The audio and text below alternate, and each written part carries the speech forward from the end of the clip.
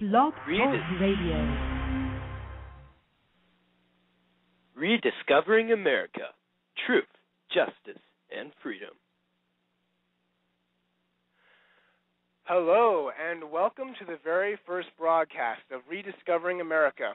And we are airing live online at www.blogtalkradio.com/rediscoveringamerica.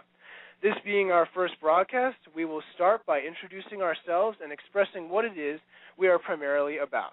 My name is Trevor Johnson, and this is my colleague and equal on the show, Luke Kaninsky. Good afternoon. We are a conservative talk show for the most part, but please don't let that convince you to switch the dial.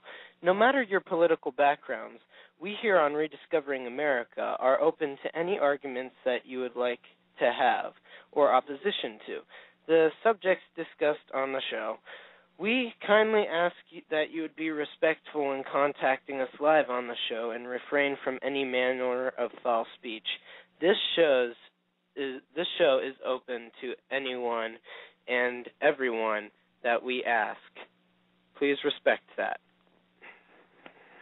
Moving on, we are part of the conservative youth movement and wish to express just what it is that teenagers and adults like yourselves should be considering in regards to the nation's politics, philosophies, and current trends. And not only that, but the entire world itself, Trevor. Though America is a large nation and one of the leading countries on this planet, we cannot fail to realize the importance of this nation's politics and their relation to the other world.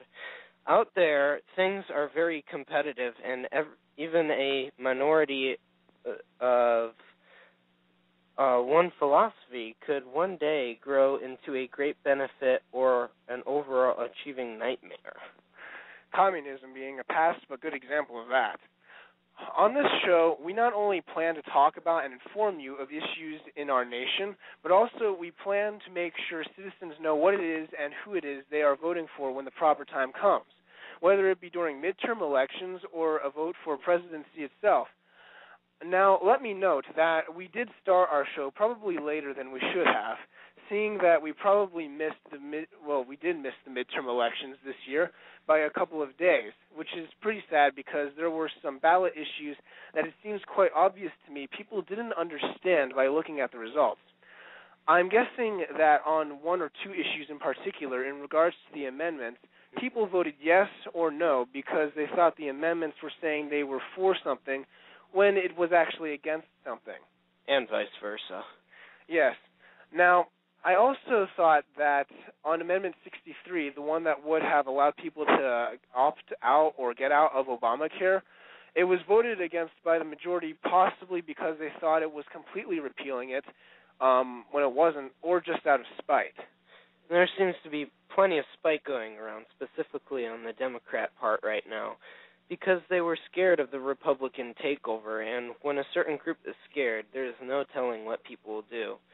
We seem to lose our rationality when we let things get too emotional for us, and that is when we become the bully.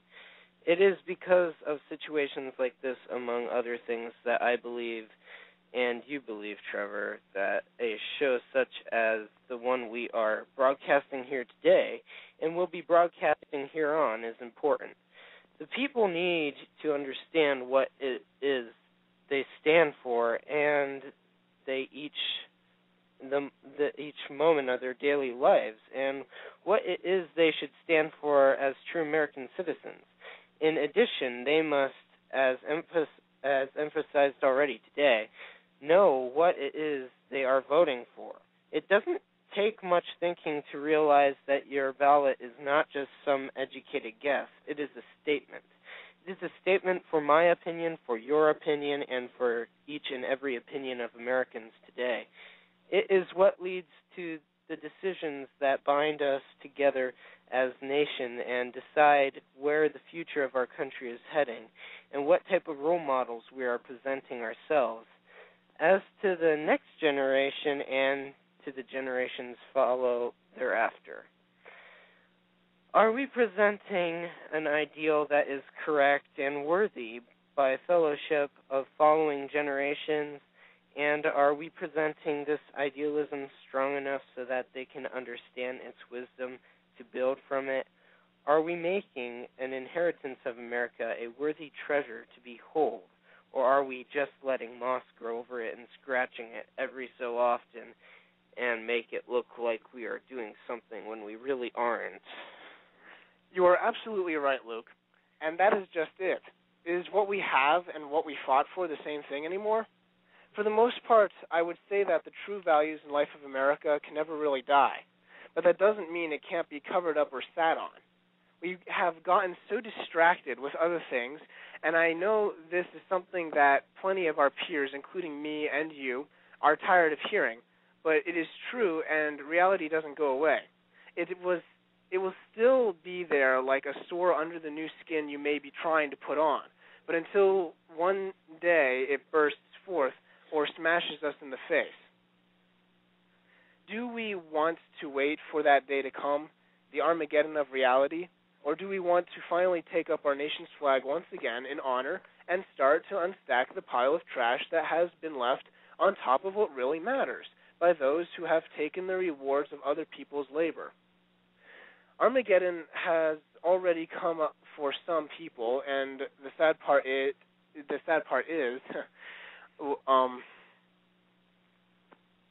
there has just about been the same amount of casualties, if you will, on the undeserving side as well as those who had it coming. But that's reality for you. Trust us when we say this. It's all downhill from here. If you don't start fixing things now or at all, there's always hope, but the longer that you wait to fix something, the longer it has a chance to increase the consequences. Now, our introduction has gone a bit longer than we thought it would, so wrapping up with that idea, this show, in short, is about finding again what it is we have lost and taking up the responsibility of continuing our forefathers' legacy and the legacy of truth itself.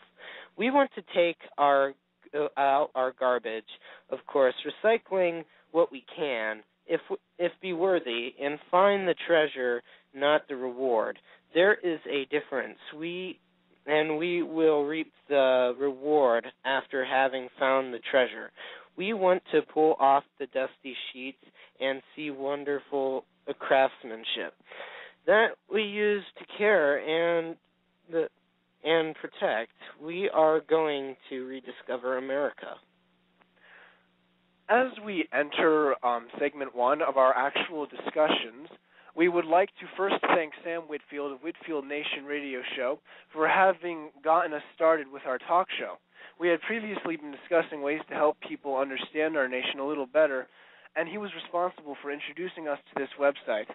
If you would like to listen to his show, you can find him by looking in our Friends category on the webpage or by typing in www.blogtalkradio.com/Whitfield Nation, Whitfield being spelled WHITFIELD. We would also like to first say, in continuing from where we were, that anyone who will listen to our show may start to realize a trend, some repetition, a theme, if you will. It may not always be in the same order or at the same time, but at some point in the show we will be explaining language to you. We will define terms as they are in the modern dictionary and as they may have once been understood, and how these concepts are also socially understood. It's funny, in a way, how we don't realize that we use so many words and terms every day that the people we are talking to or are across the nation may not have the same understanding of. We take it for granted that we know what we are doing, but let's face it, most of us people in America and across this round object we like to call Earth haven't got a clue of what we are doing.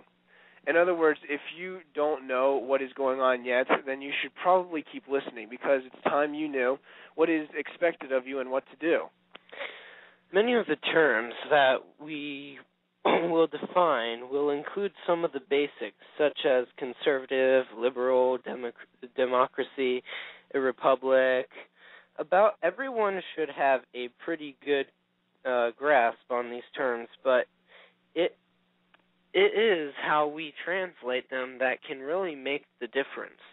In the political world, we also will go over how some things have more than one name just for the sole purpose of confusing you. Politicians love doing that sort of thing. So get used to it.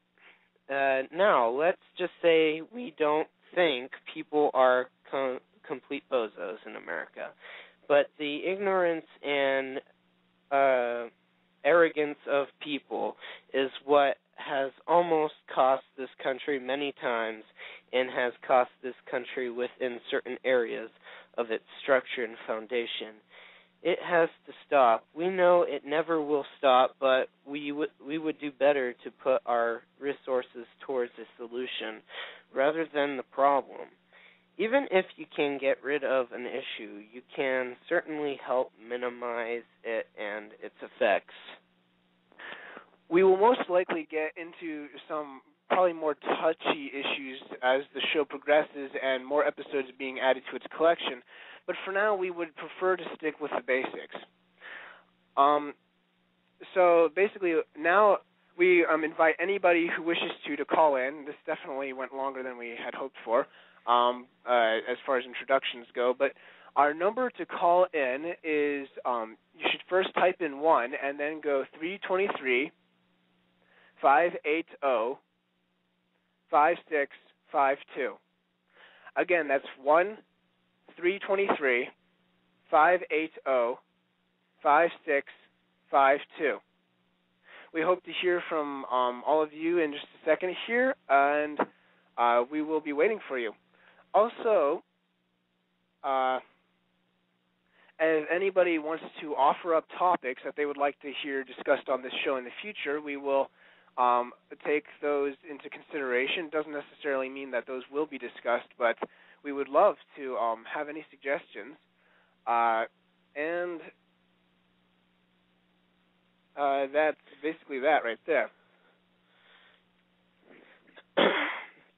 We will one day discuss about the building of the mosque in New York and find out the details for that for you, because a lot of people don't know the truth about where it may be being built and the other places basically that have been ignored in this entire thing. Yeah. So it's very interesting topic. But anyway, we also will be talking about the Republican victory in the House and how that might actually affect the future here coming up, the good sides, and possibly how it could actually be bad for both Republicans and possibly Democrats as well. So yeah, again, the number to call in is 1-323-580-5652. That's 1-323-580-5652.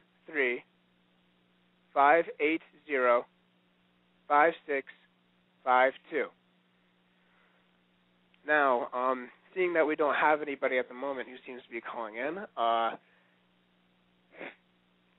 okay. So, anyway, many people